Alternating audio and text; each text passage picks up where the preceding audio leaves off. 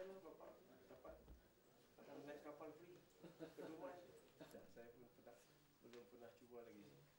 Bapak Presiden di Dubai. Bapak Presidennya Rawi ya? Ada Rawi ya? Kau jangan main orang kampung. Mana di kampung buka sana.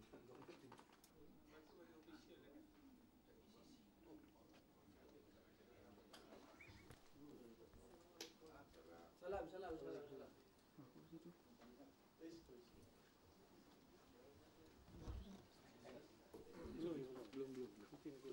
Belum. Salam di sini. Sini tak ada.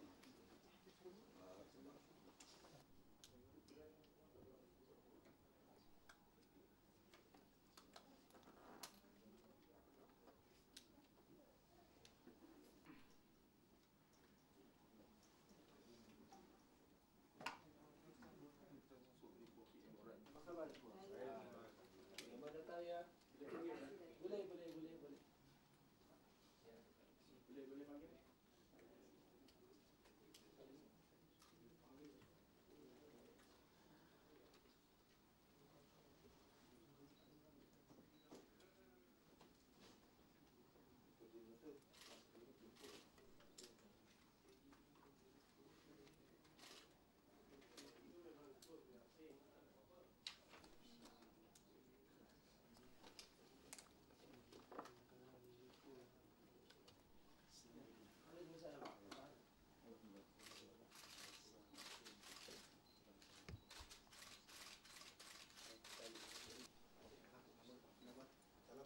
Salam sekali. Mana yang Anda beli di Jakarta apa kan? Banyak di Jakarta.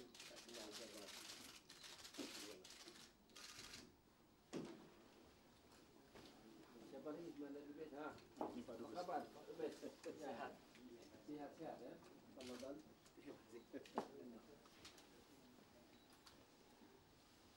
Betul-betul. Iya kan? Tempat kami tadi salat di masjid di hadapan. Wah, yang ini tadi. Iya. Oke.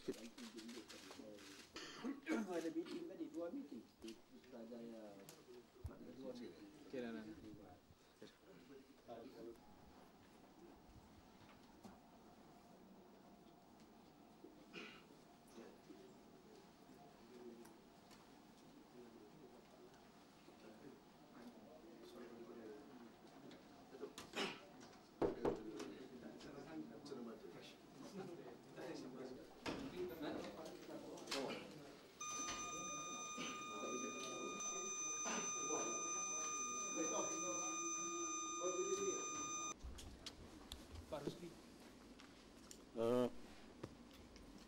Saudara sekalian, saya Menteri Abdullah Badawi itu dalam rangka melanjutkan pembicaraan dengan pihak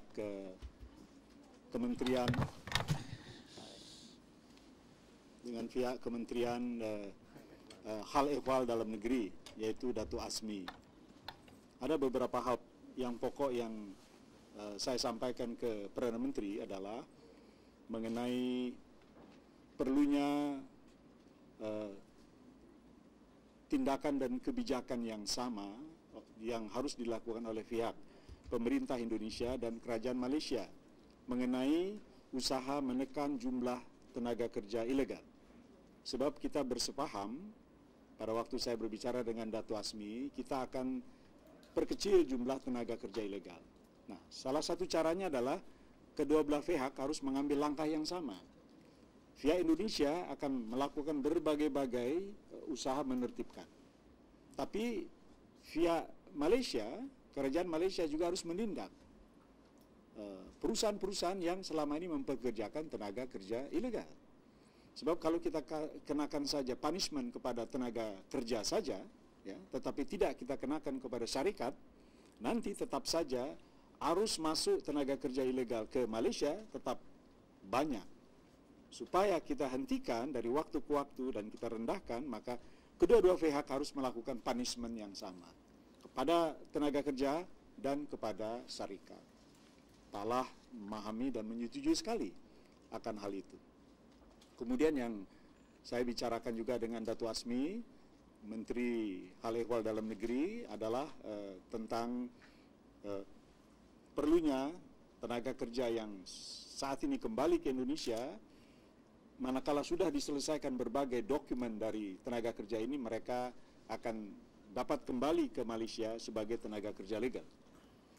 Dan ini saya waktu dengan Datuk Azmi, saya minta agar supaya ini diberi kesempatan yang luas, dan tadi Perdana Menteri juga bersetuju mengenai hal itu, bahwa bagaimanapun hubungan Indonesia Malaysia ini hubungannya selama ini baik, dan juga Malaysia membutuhkan tenaga kerja dan selalu saja terbuka asal tenaga kerja ini adalah betul-betul tenaga kerja yang memiliki syarat-syarat sebagai tenaga kerja yang legal. Nah, kemudian yang terakhir tadi, Palah menyetujui karena sempitnya waktu amnesti ini hingga 14 November, Palah setuju agar ini dapat ditinjau waktunya. Beliau akan membicarakan ini, sebab ini menurut Datuk Azmi ini keputusan bukan dibuat oleh Datuk Azmi, tapi keputusan kabinet, maka ini tentu Palah akan men-take over soal ini. Tapi prinsipnya Palah bersetuju bahwa karena sempitnya waktu dan proses dari tenaga kerja ini bukan tidak mau menggunakan, tapi karena berbagai-bagai faktor kendala, sehingga sulit untuk dipenuhi waktu per tanggal 14 tersebut. Yang lain-lain bicara baik sekali. Beliau mengatakan nanti pada tanggal 17 November yang akan datang, yaitu tanggal 3 Syawal, beliau akan jumpa Presiden Republik Indonesia Susilo Bambang Yudhoyono di Chile dalam satu pertemuan tingkat tinggi APEC. Beliau juga akan melanjutkan hal-hal yang memang patut dibicarakan pada tingkat itu, dan ini nanti tentu saya akan melapor ke presiden saya juga akan menyampaikan hal-hal yang memang patut pada tingkat tinggi itu dibicarakan. Itu saja saudara sekalian, yang lain-lain itu murah. Tingkat kabinet. Datuk Azmi mengatakan ini keputusan bukan di Kementerian Hal Ehwal Dalam Negeri, tapi ini keputusan kabinet. Palah juga iya, memang betul. Itu keputusan kabinet. Untuk itu memang di tangan beliau lah, bukan di tangan Datuk Azmi. Hal ini diputuskan begitu. Jadi beliau akan membawa ini, bisa beliau putuskan, beliau laporkan ke kabinet, bisa dibicarakan di kabinet. Itu kita sudah berusaha membuka. Pak Dubes ini membuka loket yang biasanya berapa loket kita rata-rata? Biasanya ya 12. Biasanya 12, sekarang menjadi? Sekarang lebih dari 20. Lebih dari 20. Luar biasa. Tapi tetap saja tidak bisa menyelesaikan. Jam bekerja sampai jam 9 malam. Di rumah masalahnya sebetulnya berbeda ya. Saya juga sudah mengikuti ini, saya sudah tadi rapat kami di KBRI. Saya menunjuk Pak Arke, mana Pak Arke? Ini dirjen saya. Kami akan berkomunikasi dengan para lawyer peguam Malaysia yang menangani ini. Bahkan peguam itu nanti akan kita lakukan pembicaraan lebih detail. Bahkan peguam itu barangkali akan kita undang ke Indonesia. Peguam ya, lawyer ya, akan kita undang ke Indonesia untuk membicarakan hal ini. Sebab ini keputusan yang dikeluarkan ini keputusan pada tingkat, kalau di Indonesia pengadilan tinggi. Jadi masih ada satu step lagi di Mahkamah Agung. Jadi kita akan konsolidir semuanya untuk kita lakukan langkah-langkah menuju ke Mahkamah Agung. Tadi tidak saya bicarakan kepada Perdana Menteri karena ini masalahnya lain sama sekali. Saya mau konsentrasi membicarakan dengan Palah masalah yang memang saya diberi tugas untuk ini. Mengenai masalah yang itu, saya akan bicarakan dengan staf saya dan dengan Pak Dubes. Barangkali dalam tempo tidak terlalu lama kita akan lakukan langkah mengenai hal ini. Begini, begini, pembicaraan itu dari apa yang saya sampaikan, tentu karena beliau sudah mendapat laporan dari Datuk Azmi, tentu dari Datuk Asih juga sudah mendapat laporan. Dan yang saya sampaikan kan yang logis-logis. Tentu beliau menerima semua, sebelum menerima saya kan dari Datuk Asih tentu kan, semua berita-berita rapat hari Rabu yang lalu, yang semuanya baik. Sehingga beliau praktis tidak ada yang menolak dari pihak beliau ya. Karena yang saya majukan yang logis-logis semua, jadi agak sulit ditolak juga kan, logis. Dibuka, bukanya pun sulit sekali. Ini sebetulnya saya mau lihat juga kalau bisa, tapi wah, nggak mungkin saya baca. Itu pun beliau bukanya susah sekali, dicabut gitu. Saya tafsirkan baik karena pembicara menjadi semuanya baik, gitu. Semua baik kan. Jadi tidak mungkinlah surat antar kepala negara saya dikasih tahu, dan saya juga tidak berminat tahu tentang isinya, begitu. Itu urusan beliau kan. Tapi dari pembicaraan tadi, alhamdulillah, karena barangkali bulan puasa semuanya baik-baik aja. Bapak, soal amnesty tadi, adakah kerajaan Indonesia yakin kalau ada beberapa soal gaji, soal untuk izin mendaftar dan sebagainya, itu kan mendaftar ini butuh tempo, jadi tidak mungkin lah itu 4 bulan. Jadi harus ada extension.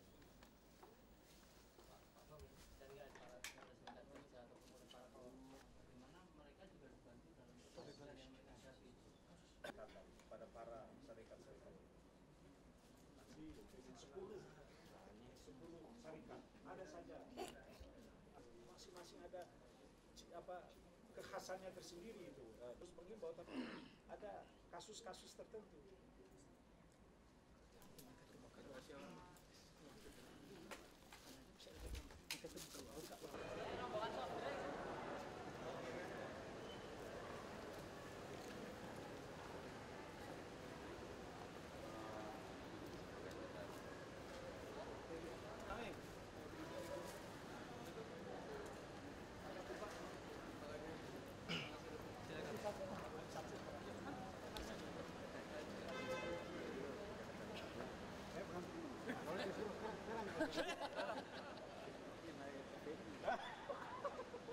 Berganti-ganti.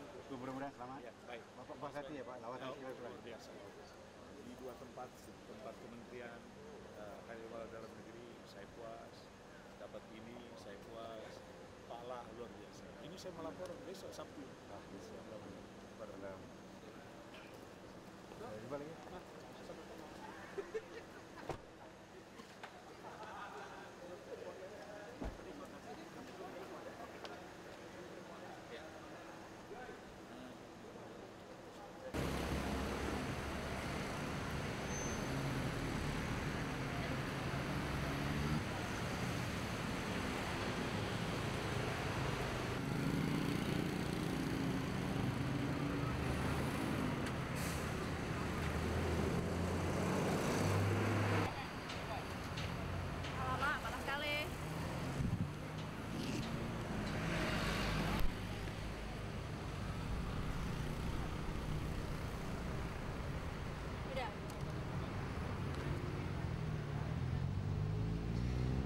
Kepulangan TKI ilegal dari Malaysia kemarin tidak seramai hari sebelumnya, yaitu tepatnya hari Minggu. Dari data Departemen Imigrasi Malaysia yang kami peroleh per pukul 12.30 malam kemarin, sejak dimulainya masa pengampunan 29 Oktober lalu, sudah ada secara total 44.963 TKI ilegal yang meninggalkan Malaysia. Dengan rincian total keberangkatan untuk kemarin 8 November 2004, ada 6.459 TKI ilegal yang pulang. Dan selain dari Indonesia, ada 282 TKI ilegal asal India, 43 asal Pakistan, 110 asal Cina yang kemarin meninggalkan Malaysia menuju negara masing-masing. Pelabuhan yang paling banyak dipadati oleh para tenaga kerja Indonesia ilegal untuk pulang ke Indonesia kemarin adalah masih di Pelabuhan Stulang Laut Johor dengan rincian 1.180 TKI yang pulang. Sementara di Pelabuhan Pasir Gudang di Johor ada 406 TKI yang pulang. Di Port Klang, Selangor ada 891 TKI yang pulang. Dan di Pelabuhan Malaka ada 574 TKI yang pulang. Sementara melalui jalur udara yang paling banyak masih di Bandar Udara KLIA Kuala Lumpur dengan rincian 1.669 TKI yang pulang.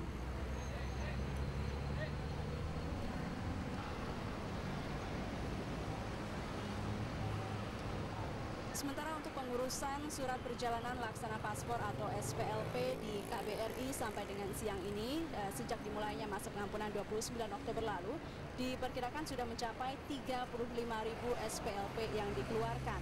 Pengurusan SPLP tidak hanya dilakukan di KBRI di Kuala Lumpur, tapi juga di Konsulat Jenderal Republik Indonesia di berbagai negara bagian. Dan kemarin kami sempat memantau pengurusan SPLP di KJRI di Johor Bahru, dan berikut laporan kami selengkapnya.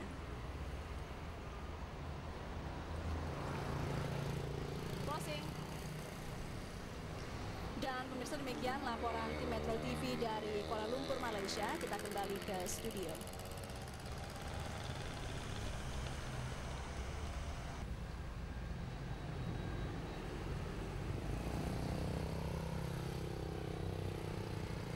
Ya, arus kepulangan TKI ilegal dari Malaysia menuju Indonesia kemarin tidak seramai hari sebelumnya.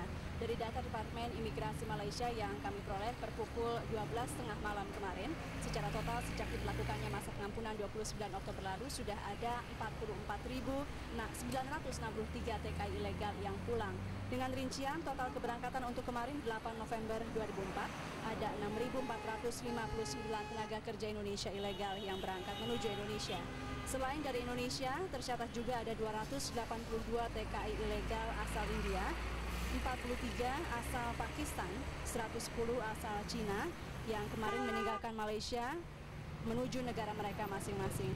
Pelabuhan yang paling banyak atau paling ramai dipadati oleh TKI ilegal yang meninggalkan Malaysia kemarin masih di Pelabuhan Setulang Laut di Johor dengan rincian 1.180 TKI.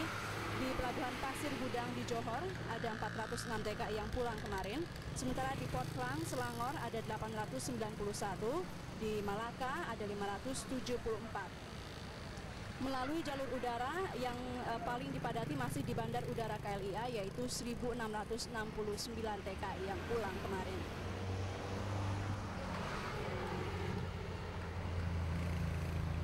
Sementara itu untuk pengurusan surat perjalanan laksana paspor atau SPLP di KBRI sampai siang ini diperkirakan sudah mencapai 35.000 SPLP. Dan pengurusan SPLP ini tidak hanya dilakukan di KBRI di Kuala Lumpur, tapi juga di Konsulat Jenderal Republik Indonesia di berbagai negara bagian. Kemarin kami sempat memantau pengurusan SPLP di Johor Bahru, dan berikut laporan kami selengkapnya.